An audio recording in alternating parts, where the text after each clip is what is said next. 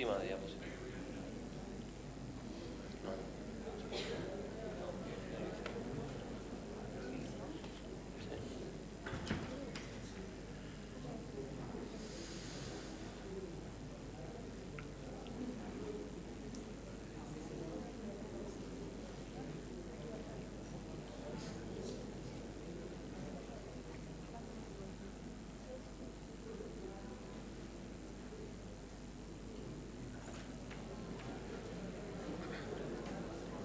Bien, bueno, para finalizar entramos en la tercera parte, otro caso clínico el que llamamos un hallazgo inesperado.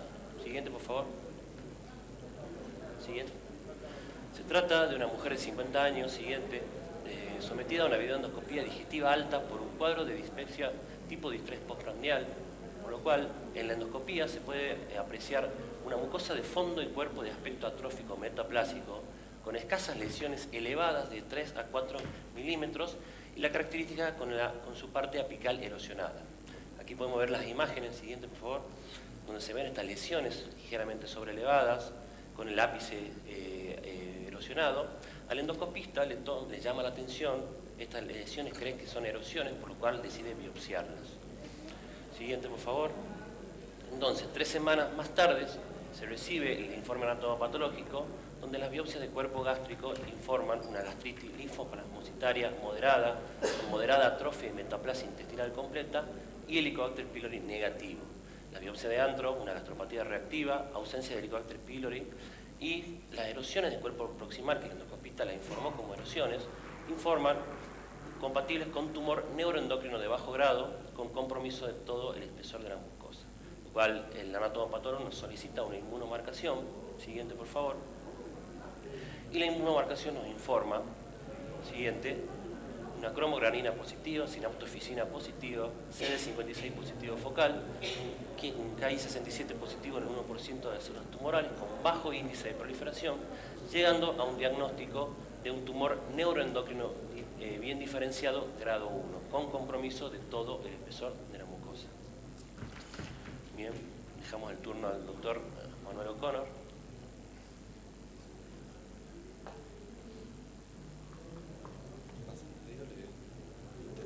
¿Intentamos con esto? Bueno, muchas gracias Pablo por la invitación. La verdad que es una mesa muy interesante, con colegas de Chile con amplia experiencia. Vamos a hablar un poquito respecto, quizás algunas cosas se superponen, pero yendo al caso y algunos puntos que me parecen importantes, específicamente en relación a la terapéutica.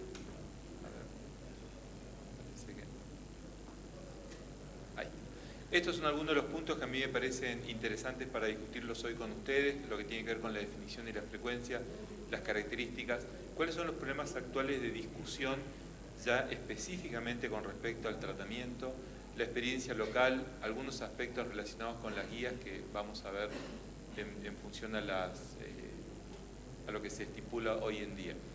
Ustedes saben que los tumores neuroendocrinos, yo los llevo un poquito más atrás, antes de entrar específicamente con los carcinoides gástricos, tiene que ver con una característica fundamental, que son células con capacidad de... es un sistema, bueno, son células que tienen características de secreción y marcadores de tipo neurales. Esto es algo un poco quizás antiguo, los patólogos lo pueden describir mejor. Hoy en día se estipula llamarlos tumores endocrinos más que neuroendocrinos porque esa característica de antígeno neural probablemente no tiene ninguna implicancia. Para el clínico es muy importante la definición si nosotros tenemos un tumor funcionante o no funcionante. Esto, como bien comentaban con respecto al caso, es la patente del diagnóstico de los tumores neuroendocrinos. Tiene que tener estas características, aunque parezca algo muy sencillo, una característica desde el punto de vista histológico, que lo describe muy bien el patólogo.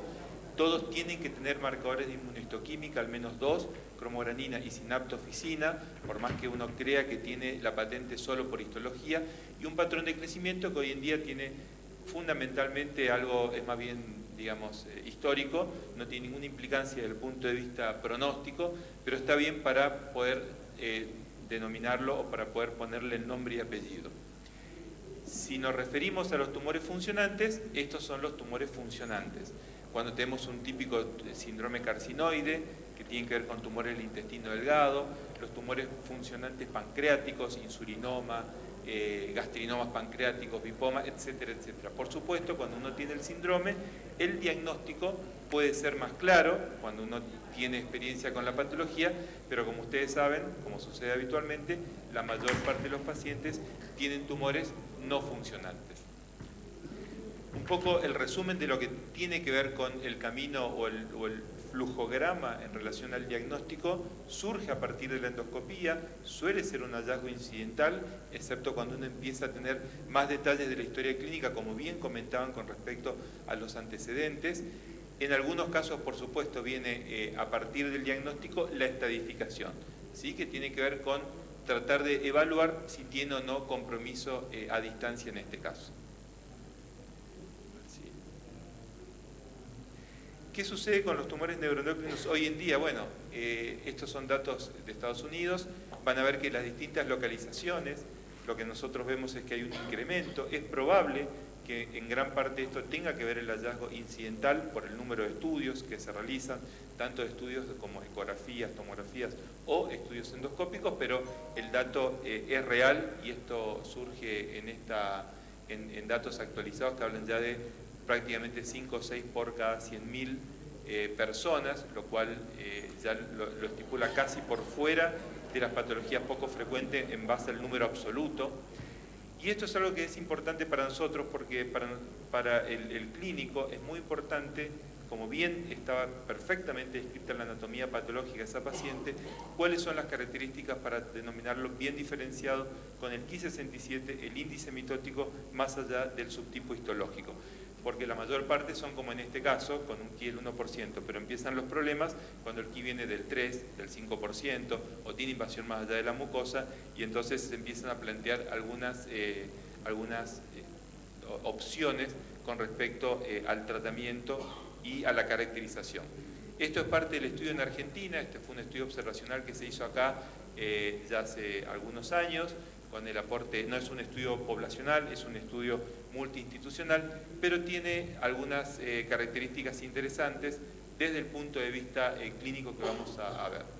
Si uno lo compara con algunos datos que existen en otros países, por ejemplo en la región, en México o en Colombia, lo de España van a ver que es un número representado aquí con mayor número porque es un estudio poblacional que hoy en día tiene más de 2.500 pacientes.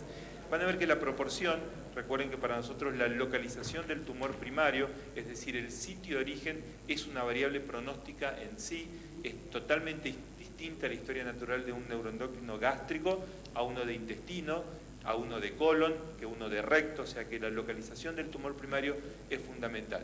6,9% es el porcentaje similar a lo que está representado en algunas series en Europa, fundamentalmente en España, y si ustedes miran México y Colombia, 30 o el 15%, México tiene mayor incidencia de cáncer gástrico, Chile tiene una serie que a partir de un grupo cooperativo y del doctor Garrido, yo no recuerdo exactamente, pero probablemente sea mayor, porque además existe mayor incidencia de cáncer gástrico en esta patología. Entonces, probablemente uno detecte también mayor incidencia de los neuroendocrinos. En cuanto a las características puntuales, la próxima, por favor. Esto es lo que comentaba recién también el doctor Riquelme, es muy importante, son los 3 subtipos, no todos los subtipos son iguales, la mayor parte de los que vemos son los subtipos 1, por eso justamente es donde habitualmente se presentan con múltiples o lesiones pequeñas de pocos milímetros, están asociados a gastritis atrófica. Son, digamos, hay 2 aspectos que a mí me parece que son para resaltar. Uno es que tienen gastrina alta. Cuidado que los oncólogos tomamos la gastrina a veces como un marcador tumoral y en realidad aprendimos de los gastroenterólogos de que no es un marcador tumoral, es un marcador de enfermedad de la mucosa. Por lo tanto, esto es interesante tenerlo en cuenta porque el oncólogo enseguida empezamos a pedirle estudios cuando vemos que se empieza a subir por encima de 500, 600 la gastrina. Y el riesgo de metástasis es muy bajo. Esto lo digo cuando vamos a discutir la cirugía, el rol que tiene en el tratamiento de esta patología. Del 2 al 5% hemos visto algunos, pero la mayor parte tiene enfermedad localizada. Entonces, algunas de las características más importantes, nosotros hemos tenido gran actividad y hemos aprendido del doctor de Lefebvre, que es un gastroenterólogo muy reconocido, que se dedica no solamente a patología tumoral, donde él decía que esto no está asociado con un síndrome clínico específico, o sea, cuando uno habla de funcionante y no funcionante, no necesariamente está dentro del cuadro que yo les ponía al inicio. Su hallazgo muchas veces es incidental, los síntomas son no específicos, es muy raro que tenga un síndrome carcinoide un paciente con un tumor neuroendocrino gástrico. Puede haber síntomas no específicos como dispepsia, dolor leve, en algunos casos sangrado, o signos que están asociados fundamentalmente, como muy bien se describía aquí, relacionados con anemia, que puede poner en la evaluación diagnóstica, porque muchas veces viene del hematólogo. Esto también ustedes lo conocen mejor que yo, tiene que ver con toda la regulación a nivel del sistema hormonal de la mucosa gástrica. En aquellos pacientes con aclorhidria e hiperplasia de células G, finalmente hay, fundamentalmente, uno tiene que interpretarlo como distintas etapas, desde la producción y activación de la hiperplasia de células enterocromafines, carcinoma in situ y carcinoma invasor. Es todo un espectro biológico asociado a la fisiopatología que tiene que ver con la enfermedad. Hay algunas características, hay algunas características que tienen que ver con factores exógenos o con factores que van a actuar para que justamente se produzca, como ustedes pueden ver, el paso de la hiperplasia de células endocrinas con displasia y carcinoide de tipo 1, que no solo tienen que ver específicamente con factores exógenos, también con otras características como inflamación, apoptosis, proliferación. La próxima. Entonces, un elemento muy importante, porque la duda siempre viene con aquellos que tienen, que pueden estar en el contexto de un Solling-Grelison, por supuesto que desde el punto de vista de la endoscopía probablemente ustedes lo puedan describir mucho mejor, pero es una de las causas que está asociada a gastrina elevada. Entonces ahí es donde viene en algunos casos la diferenciación o el diagnóstico diferencial asociado en estos casos, que plantea a veces dudas y no siempre es tan fácil el diagnóstico. De todas maneras, entra dentro del diagnóstico diferencial asociado, no, por supuesto, también a la posibilidad de tener un síndrome hereditario asociado como el MEN1. La próxima. Y entonces tienen el tipo 1 y tipo 2, que son aquellos que cursan con gastrina elevada, que están asociados a todo este camino o este espectro biológico que puede tener la enfermedad desde la hiperplasia, displasia, carcinoide y en algunos casos muy bajo, con la presencia de metástasis, que es diferente al tipo 3. El tipo 3 no es, digamos, patrimonio más del oncólogo, porque tiene que ver o es parecido en cierto modo al adenocarcinoma, o sea que tiene un espectro totalmente distinto y no entra en este caso en la discusión de las características que estamos evaluando. La próxima. La próxima. Entonces, esto es un poco el algoritmo que nosotros también seguimos de los pacientes que tienen diagnóstico, el hallazgo, la correcta tipificación desde el punto de vista histológico, la serología, descartar si tiene presencia o está asociado a un síndrome hereditario, si es un tipo 1, la resección endoscópica, el seguimiento, y ahí van a ver ustedes un aspecto que vamos a tratar de discutir, la próxima, que tiene que ver con el rol que tiene o no la cirugía. ¿Cuál es el rol de la cirugía en estos casos? Y esto les cuento, creo que hoy en día sucede menos, pero no era infrecuente que algunos de estos pacientes vengan al oncólogo ya con la gastrectomía realizada, porque el grupo de cirugía decía no, es imposible controlar la cantidad de pólipos gástricos que tiene, por lo tanto el único tratamiento con criterio curativo es la cirugía. La próxima. Y esto es lo que se estipula hoy, en qué casos en los subtipos 1 uno debería pensar en la cirugía, aquellos pacientes que tienen lesiones mayores a 2 centímetros, que tienen un Ki-67 más elevado, compromiso ganglionar, lo cual es poco frecuente, recuerden por la característica de la patología, empezamos a pensar qué tipo de resecciones tienen, y un dato que también creo que en nuestra experiencia lo hemos utilizado muy poco, es el tema de la antrectomía, es algo que prácticamente hoy en día está, digamos, con muy poco aval, y dadas las características y la evolución, yo debo reconocer que somos mucho más partidarios de un manejo conservador, tiene un rol mucho menos definido, ¿sí? La próxima. Estas son las características que decíamos en las cuales uno piensa en la cirugía, y después podemos ver qué tipo de cirugía, porque por ahí no tiene el mismo criterio que en un adenocarcinoma gástrico, qué tipo de resección uno puede hacer. La próxima. Por supuesto que la variante del subtipo 3, por ejemplo, como ustedes ven señalado en rojo, cuando se descarta la presencia de gastritis atrófica o que no está en relación a un síndrome hereditario, en estos casos la cirugía y la quimioterapia, esto es parecido al adenocarcinoma, no tiene nada que ver en la historia natural con el subtipo 1 y acá sí tendría un rol más definido, a diferencia de lo que sucede con las características de la paciente que estamos evaluando en este momento. La próxima. Y la próxima. ¿Cuál es el otro aspecto de debate o de controversia? Tiene que ver con el tratamiento médico. ¿Cuál es el rol del uso de los análogos de somatostatina o, se mencionaba acá, el rol de los antagonistas del receptor de gastrina, que también se ha descrito como posibilidad? ¿Por qué? Porque ustedes van a ver que en el algoritmo figuran los análogos de somatostatina. La próxima, simplemente para resumir, esto es parte de lo que se habla en la reunión de consenso en la Sociedad Europea, donde se estipulan algunas de las características de acuerdo a la última reunión de consenso de en qué caso se utilizaría el análogo de somatostatina. La próxima, tengan en cuenta que el análogo en este caso, en el subtipo 1, puede generar regresión de las lesiones polipoides. Lo que sucede es que cuando uno suspende el tratamiento va a volver a tener recrecimiento de los pólipos. Entonces la pregunta es, en los tumores localizados, ¿cuánto tiempo uno debería tratarlo? ¿Cuál es el rol que tiene sabiendo que es una enfermedad relativamente indolente y que la sobrevida de estos pacientes es 100%? Entonces, en ese caso, esa es un área controversial en aquellos pacientes con tumores localizados. ¿Cuándo los tratamos? Cuando el paciente tiene recidivas frecuentes, probablemente tengan en cuenta que acá la recidiva es local, porque la enfermedad es de toda la mucosa, por lo tanto, las características asociadas a la enfermedad están en relación al compromiso de la mucosa. O cuando tiene algunas características en cuanto al cambio del tamaño o el grado de invasión, y por algún motivo el paciente tiene contraindicaciones o se prefiere evitar una conducta más agresiva quirúrgica. Cuando el paciente tiene enfermedad avanzada, piensa menor al 2%, y tiene expresión de receptores somatostatina, es otro escenario totalmente distinto, y ahí sí tendría un rol el análogo de somatostatina. Pero en enfermedad localizada no lo utilizamos habitualmente, excepto en las situaciones que yo les comentaba previamente. La próxima. Y esto es el otro punto de discusión. Uno, dijimos la cirugía, dos, el uso del análogo de somatostatina.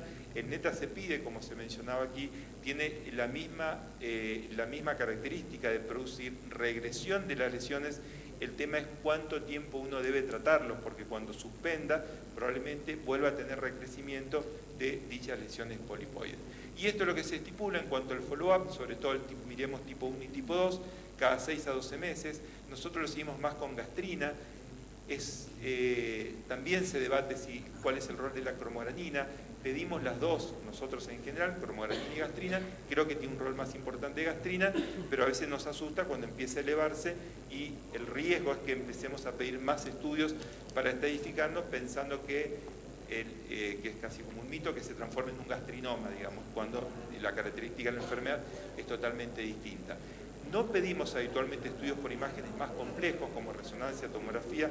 No es necesario que los pacientes tengan un PET con galio, que es el estudio de estadificación como utilizamos en cualquiera de los otros variantes de tumores neuroendocrinos. Y esto es lo que se estipula habitualmente. ¿Por qué la endoscopía? Porque la mayor chance y tasa de recurrencia que tienen estos enfermos es a nivel de la mucosa. Y esto sí es conocido. 2/3 partes recurren con lesiones polipoides a nivel de la mucosa, lo cual no tiene que ver con un impacto en el pronóstico ni en la sobrevida de los pacientes. La próxima. La próxima. Y esto es un poco, la próxima, lo que les comentaba, los datos de las guías europeas siguen un poco lo que nosotros podemos contar, que es un dato probablemente no ideal, pero ese 6,9% que yo les contaba surge a partir del estudio del grupo cooperativo que se hizo en Argentina con todo el grupo de trabajo, el grupo Argentum que yo les comentaba previamente. La próxima. Bueno, esto es un poco lo que marcan las guías y yo se los cuento porque es lo que nosotros también seguimos. Una vez que tenemos el diagnóstico de las guías europeas, digo las guías de NETS, tenemos el diagnóstico con la biopsia, la correcta tipificación de los pacientes, los categorizamos con el subtipo 1, nos fijamos los anticuerpos justamente para cerrar el diagnóstico, el estudio endoscópico, vigilancia en aquellas lesiones menores a 10 milímetros y la próxima. tiene que ver justamente con un manejo conservador, como yo les comentaba, es un poco a lo que apunta el grupo, con el manejo y control clínico, estudios de endoscopía, resección en aquellos casos de acuerdo a las características de la lesión. La próxima. Bueno, esto simplemente para contarles, creo que, y simplemente mostrar una interacción entre los gastroenterólogos y los oncólogos, pero la próxima, fíjense, todos los especialistas, ahora la próxima y la próxima. Miren todos los especialistas que participan en los tumores neuroendocrinos. Yo les señalé dónde están los gastroenterólogos, pero tienen un rol tanto en el diagnóstico, seguimiento como tratamiento. Nosotros aprendimos de esta patología a partir de un gastroenterólogo. Y esta creo que es la última, Pablo, la próxima. La próxima, esta es parte del grupo, tiene su sede en el Hospital Udondo, la doctora Claudia Bestani, es una de las médicas que fue formada también con el doctor de Lefave, así que bueno, muchas gracias. Muchísimas gracias, coronel, interesantísimo. Y para terminar, tenemos este ratito extra para que nos dieron los organizadores, para la doctora Pamela Bucci, que nos va a presentar su trabajo distinguido en presentación oral, que tiene mucho que ver con estos temas. Bueno, muchas gracias. Buenas tardes a todos. Bueno, yo soy bioquímica, trabajo en la Facultad de Bioquímica y de la Universidad Nacional del Litoral, y les voy a contar un poco nuestro trabajo que lo realizamos en forma conjunta con el Servicio de Gastroenterología del Hospital José María Cullen de Santa Fe. Bueno, nuestro trabajo lo denominamos Helicobacter pylori en pacientes adultos de la región centro-norte de Santa Fe, análisis de la diversidad genética, factores de virulencia y marcadores de resistencia a claritromicina. Bueno, como ustedes saben, Helicobacter pylori es un patógeno gástrico que causa enfermedad gástrica y puede dar lugar a diversas manifestaciones clínicas dependiendo de muchos factores, y se considera como un factor etiológico importante en el carcinoma gástrico. La patogenicidad de esta bacteria va a depender de la presencia o no de diversos factores de virulencia, entre los cuales los más importantes son los productos de los genes CAC, BAC y BAP2, entre otros. Los tratamientos más utilizados hasta este momento incluyen la combinación de dos antibióticos junto con un inhibidor de la bomba de protones. La eficacia de estos tratamientos en los últimos años ha ido disminuyendo debido fundamentalmente al aumento de la resistencia a claritromicina. Los estudios epidemiológicos moleculares nos aportarían datos para saber el porqué de este aumento de las cepas, de las cepas resistentes a claritromicina. Bueno, teniendo en cuenta todos estos antecedentes, nosotros nos propusimos en nuestro trabajo analizar la diversidad genética de las cepas detectadas en pacientes adultos en nuestra región y compararlas con tanto los factores de virulencia y las mutaciones puntuales más frecuentemente asociadas a resistencia a claritromicina. Bueno, para comenzar nuestro trabajo, lo primero que hacemos es aislar el ADN de biopsias de muestras gástricas de pacientes adultos que eran Helicobacter pylori positivos por dos métodos, tanto por el test de urease rápido como por el análisis histológico. Además, nosotros confirmamos la presencia de Helicobacter pylori en estas muestras por un análisis molecular. Realizamos una PCR de punto final dirigido a un gen específico de Helicobacter pylori, que es el gen HSP60.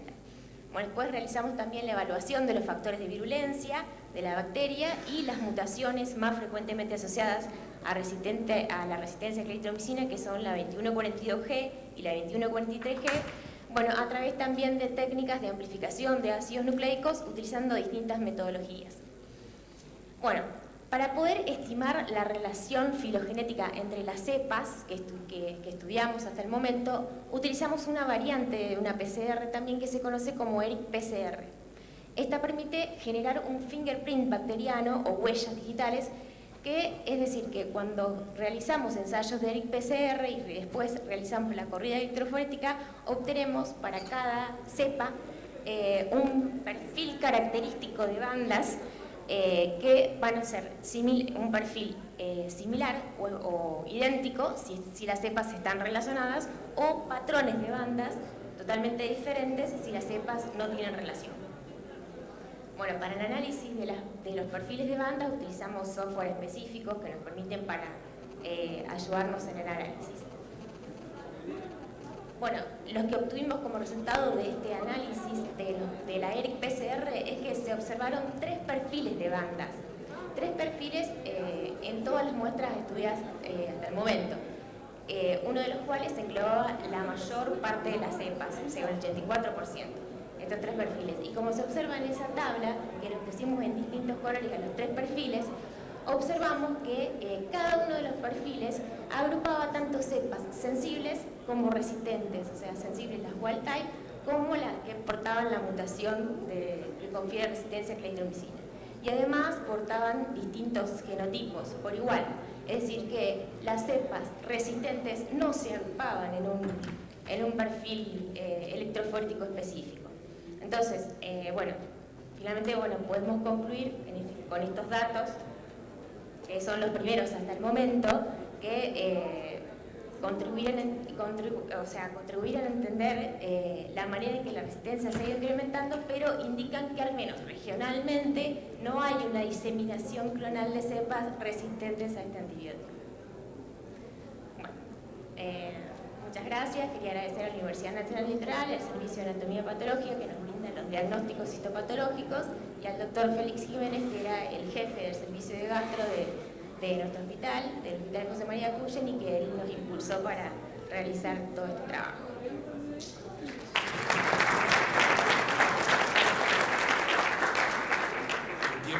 El tiempo es tirano. En 30 segundos, ¿cómo ves llegar esta investigación que hacen ustedes un poco más a la parte clínica?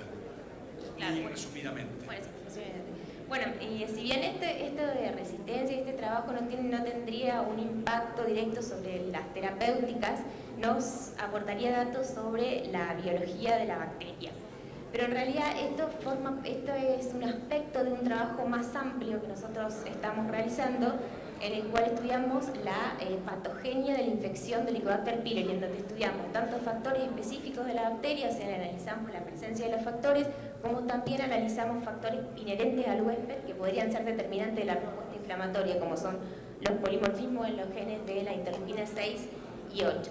Entonces, lo interesante es que podemos correlacionarlos con los distintos diagnósticos histopatológicos y establecer si existen diferencias entre pacientes con gastritis crónica activa con y sin metaplasia, y así poder establecer biomarcadores que nos indiquen qué pacientes son necesarios tratarlos o seguir un control estricto del tratamiento.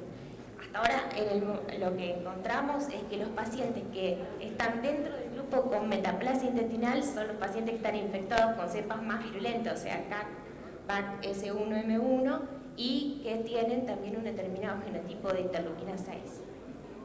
Mil gracias, interesantísima la presentación. Gracias a todos, perdón por el retraso.